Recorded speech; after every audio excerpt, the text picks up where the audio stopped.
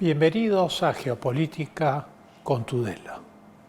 El día de hoy vamos a ver dos temas, uno de enorme actualidad. Venezuela ha realizado el 3 de diciembre un referéndum para preguntar a los venezolanos si creen que debe anexarse el Esequibo. El Esequibo es un territorio en Guyana que representa más o menos 2/3 de ese país, que es muy rico en oro, petróleo, diamantes, zinc, aluminio, etc. Y naturalmente esto plantea una serie de interrogantes que vamos a analizar. El segundo tema es un tema más de rememoración, pero que tiene que ver muchísimo con lo que pasa hoy en el mundo, que es un recuerdo de Henry Kissinger, una biografía de lo fundamental de Henry Kissinger, que ha fallecido hace unos días. Con estos dos temas iniciamos el programa.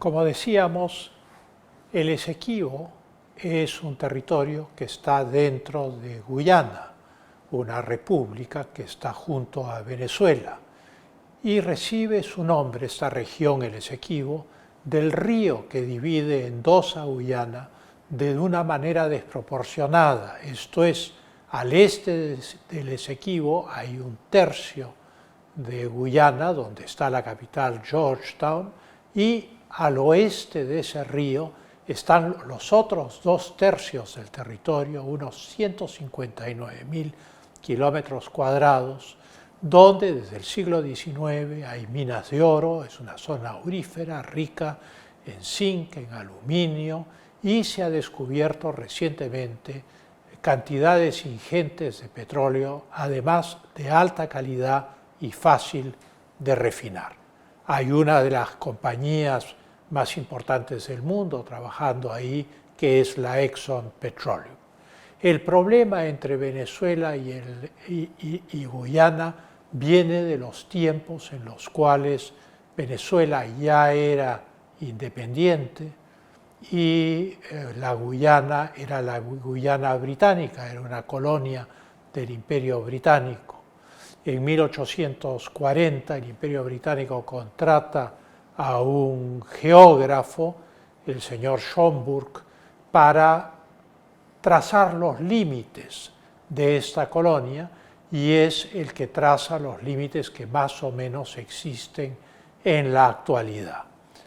Al descubrirse oro en 1876, Venezuela desconoce esta frontera que había existido desde la independencia, en realidad desde 1811, y se inicia una contención que los lleva a romper relaciones. Venezuela rompe relaciones con Gran Bretaña en 1877. Finalmente, Venezuela y Gran Bretaña se ponen de acuerdo y van a un laudo arbitral patrocinado por los Estados Unidos de América en 1899.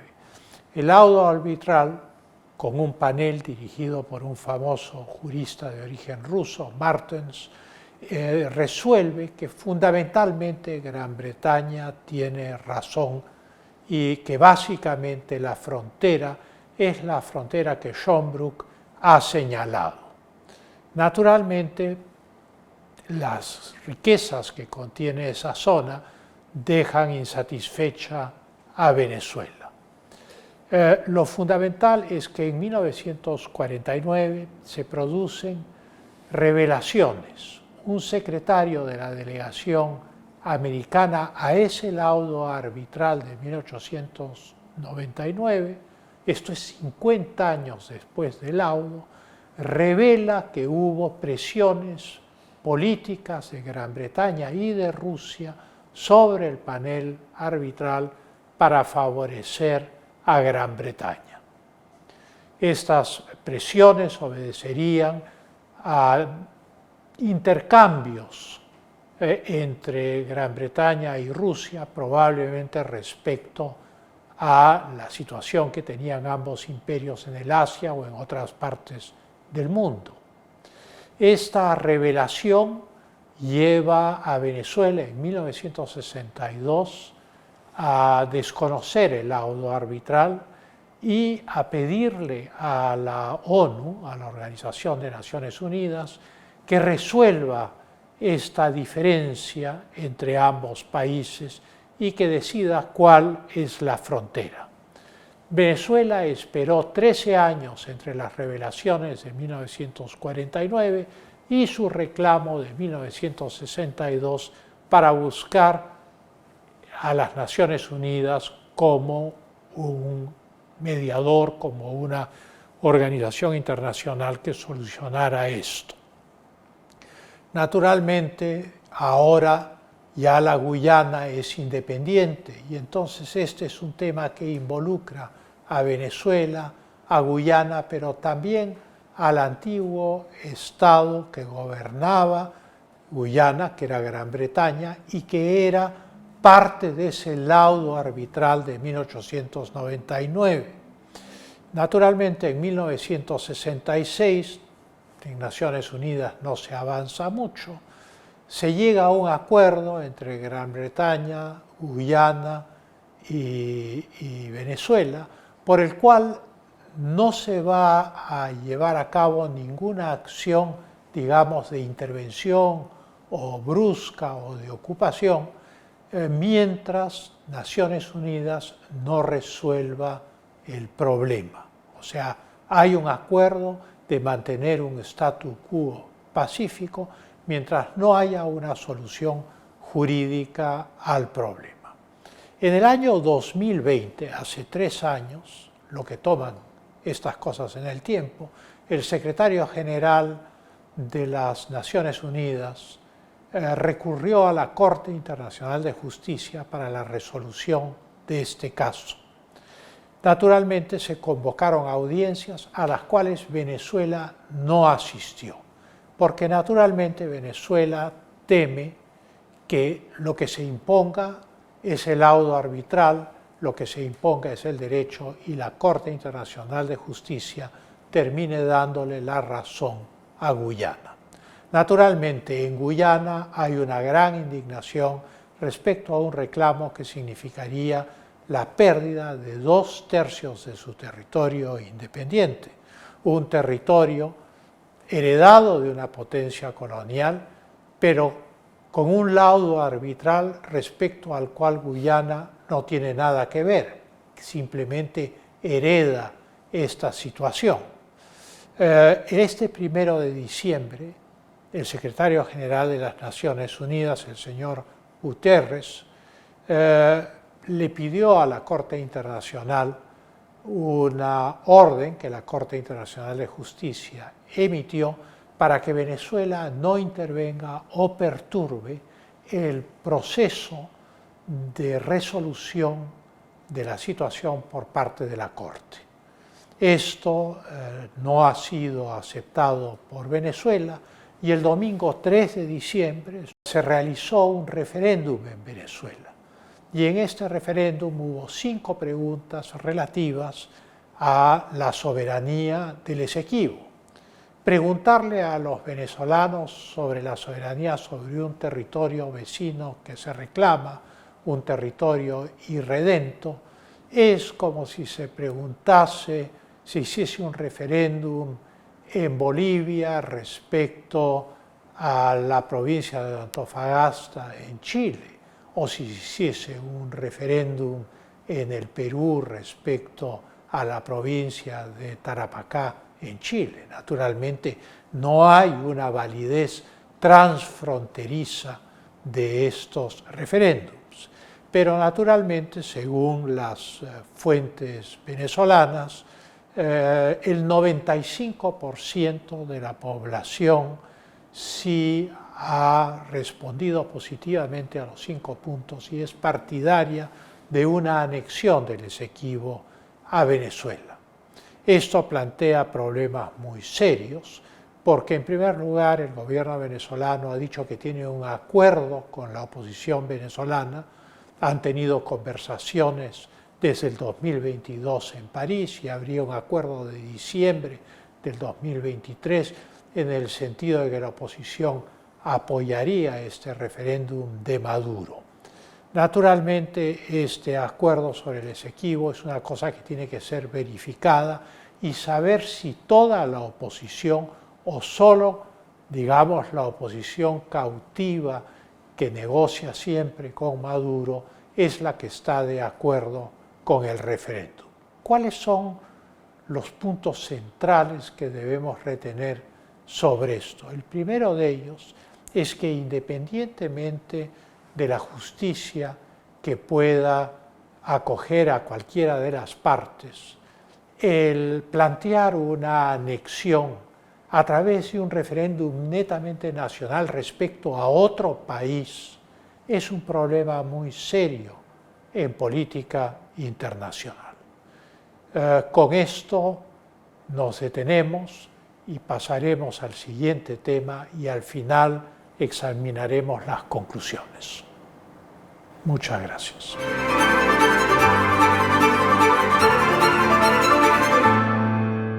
Henry Alfred Kissinger nació en 1923 y ha fallecido este año, en diciembre del 2023.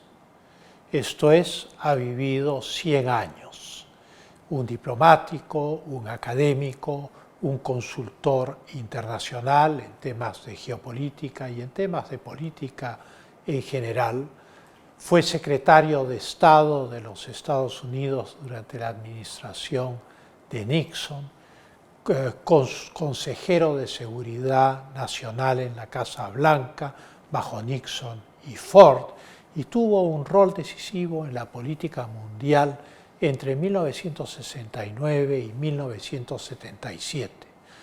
Hay casos emblemáticos, situaciones emblemáticas en el mundo que llevan a Kissinger y al recuerdo de sus acciones. La primera de ellas es el relajamiento, la détente de la situación de crispación que había entre la Unión Soviética y los Estados Unidos de América. Hay una moderación de la Guerra Fría.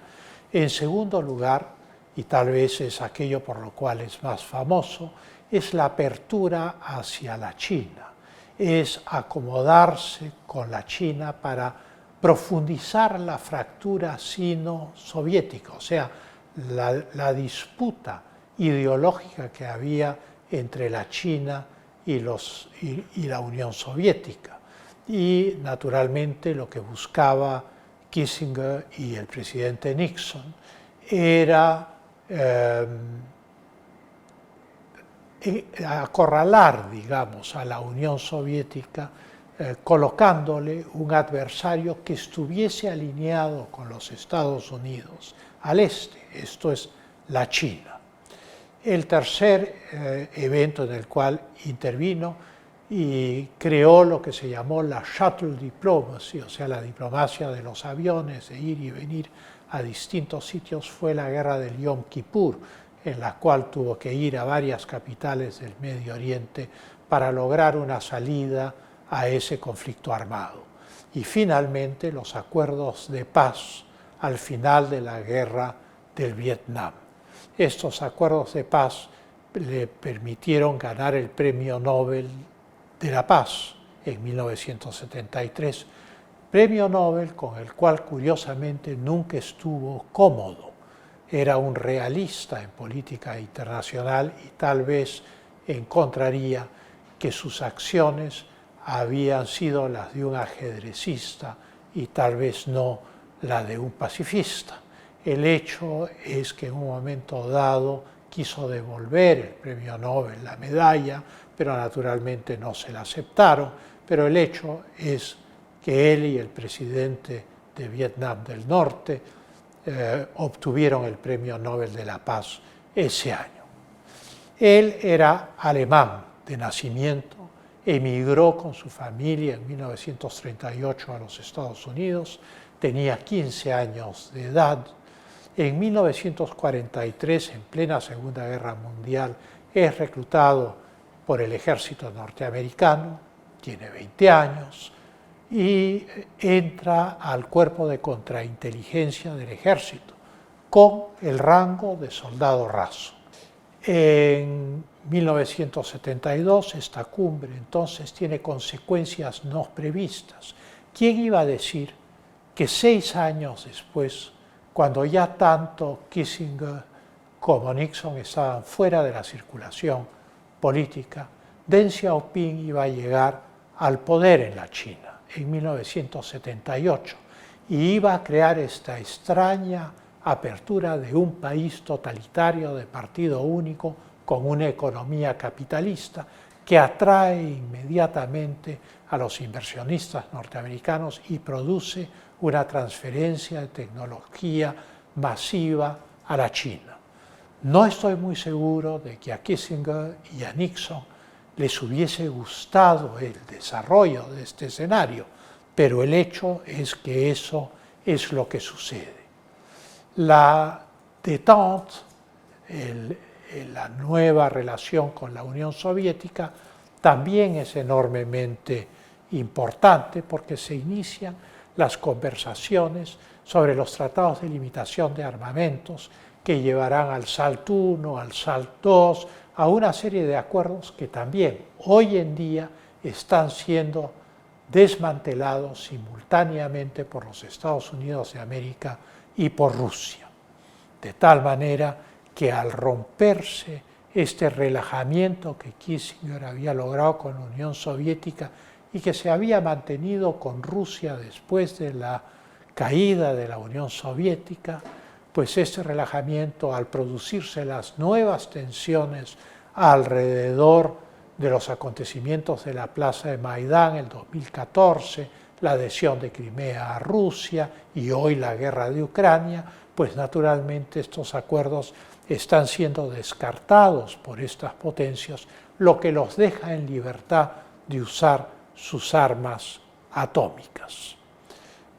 Se critica mucho a Nixon por su rol en varios golpes de Estado, principalmente el de Chile, y naturalmente es cierto que el presidente Nixon ordenó a la CIA apoyar un intento de golpe de Estado en Chile, pero también es cierto que había una confrontación en el tercer mundo entre la Unión Soviética y sus aliados y los Estados Unidos y sus aliados, y que el año del golpe militar en Chile, en 1973, Angola y Mozambique caen dentro de la esfera soviética en una negociación con el Portugal y son ocupados por tropas cubanas. Por lo tanto, la respuesta norteamericana es sacar la presencia soviética y cubana de América Latina continental, apoyando el golpe de Estado del general Pinochet en Chile, el 11 de septiembre de 1973. Esto ha sido objeto de una gran controversia, pero lo que hay que saber ver al interpretar la política internacional son los equilibrios. Y evidentemente si la Unión Soviética conseguía 2 países en el África nuevos para su esfera de influencia, evidentemente los Estados Unidos no quería que eso se replique en América Latina, que era su esfera de influencia. En unos instantes volvemos con las conclusiones.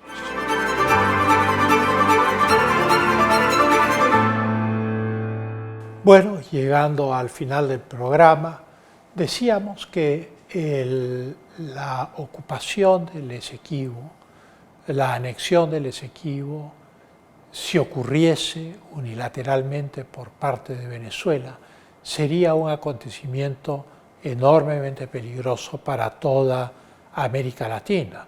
Sería un acto de agresión de acuerdo a la Carta de las Naciones Unidas, y ese acto de agresión tendría que recibir la condena unánime del mundo. Pero la verdad es que no ocurriría así.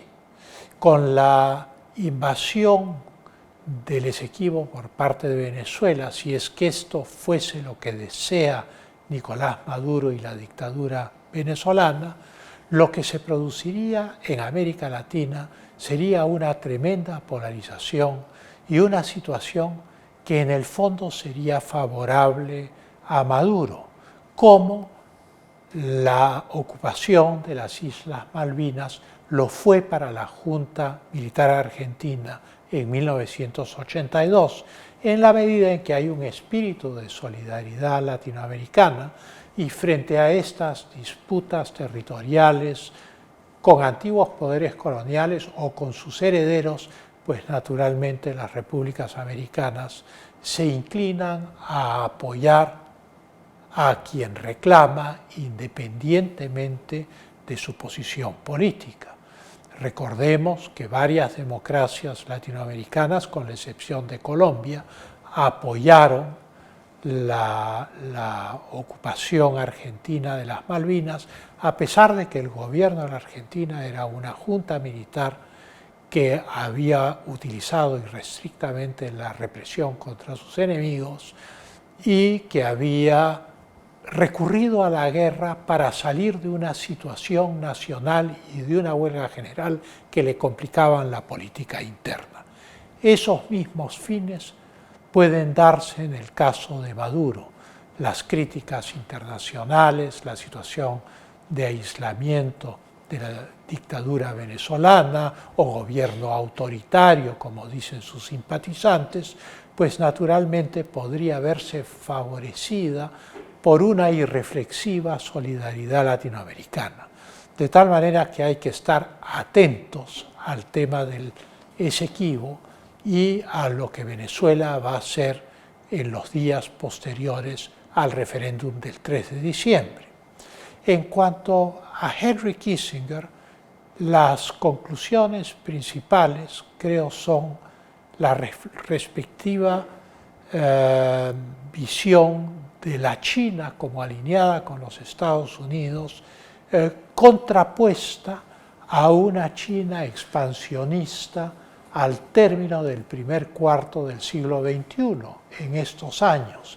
Y evidentemente el escenario que buscaba Kissinger era debilitar a la Unión Soviética alineando a la China con los Estados Unidos, pero no fortalecer y crear una gran potencia que desbalanceara el equilibrio de poder en el mundo.